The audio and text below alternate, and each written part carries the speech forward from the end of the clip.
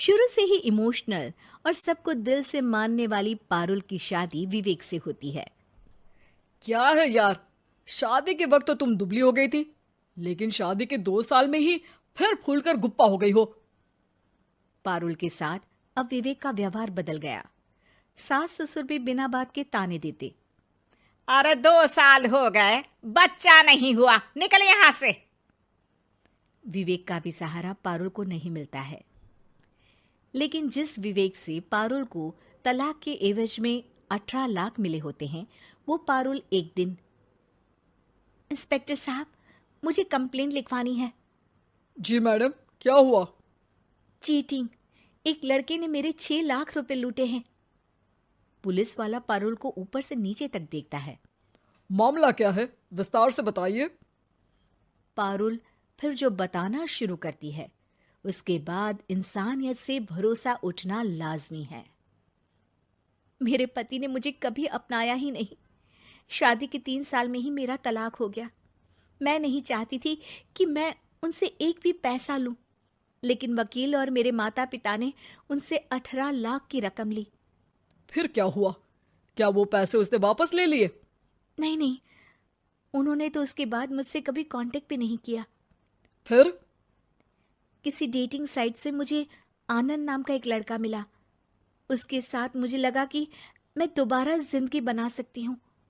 वो मेरी केयर करता, मेरी छोटी बड़ी चीजों का ख्याल रखता और मेरा साथ देता। अच्छा, क्या उसने तुम्हें शादी करने का झांसा दिया था? हाँ, वो भी तलाकशुदा था। पहले तो उसने मुझसे कहा कि उसकी एक बेटी है, लेकिन फिर पता चला कि उसकी एक नहीं 2 बेटियां हैं। इतना ही नहीं, दिल्ली के एक आम इलाके में वो बीवी और बच्चियों के साथ ही रहता है। तो आपसे इमोशनली फ्रॉड कर उसने पैसे ऐंठे? जी, अब मेरे पास कुछ नहीं है, ना पैसे ना वो। मैं बस किसी भी हालत में अपने पैसे वापस चाहती हूँ, जो मेरे बुरे वक्त में मेरे काम आ सकते हैं। ठीक है।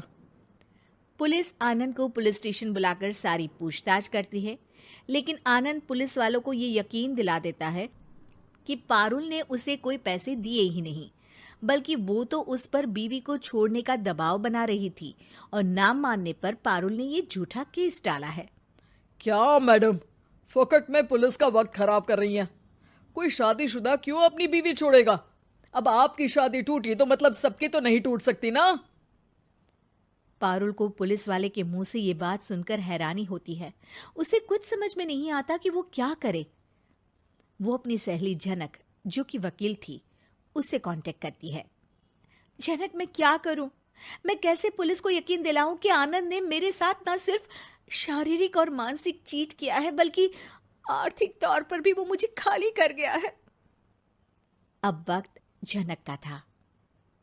देख पारुल, ऐसे तो किसी को भी बिना सोचे समझे पैसे नहीं देने चाहिए, लेकिन अब जब तूने ये कदम उठा ही लिया है, मुझे ये बता, तूने कब कब पैसे दिए और कितने?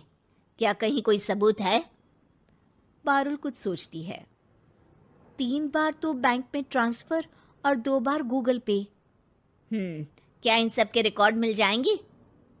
हाँ, क्यों नहीं, मैं बैंक से सब निकाल लाऊंगी। अगले दिन पारुल सारी स्टेटमेंट झनक के सामने रखती है और वो व्हाट्सएप की चैट भी दिखाती है, जिसमें कई बार आनंद ने ये बात कबूली थी कि वो उसके पूरे 6 लाख जल्द ही देगा।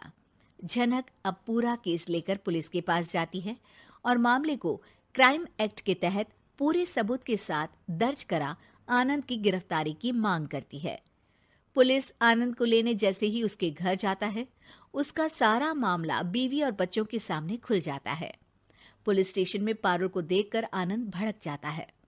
ओह, तो बहुत होशियार बन रही हो तुम। ये झनक है ना तुम्हारी बचपन की सहेली? बताऊं सबको तुम्हारे बारे में? सब है मेरे पास, वो फोटो, वो वीडियो, तेरे भाई का नंबर भी है। 6 लाख क्या, अब 1 रुपया भी निकाल कर दिखा दे। वो पुलिस स्टेशन में जोर जोर से चिल्ला रहा था कि तभी पुलिस के एक सीनियर ऑफिसर को गुस्सा आ जाता है। क्यों चिल्ला रहा है? अब तो सारे सबूत है तेरे खिलाफ। ऊपर से यहां चिल्ला चिल्ला कर तूने खुद को तो गड्ढे में धकेल दिया है। जल्दी बता, लड़की के पैसे लौट आता है या फिर? आनंद डर जाता है। तभी उसकी बीवी और बच्चे पुलिस स्टेशन में आकर पारुल के पैसों का बैग देते हैं।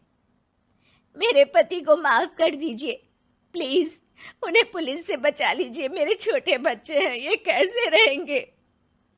होता भी यही है।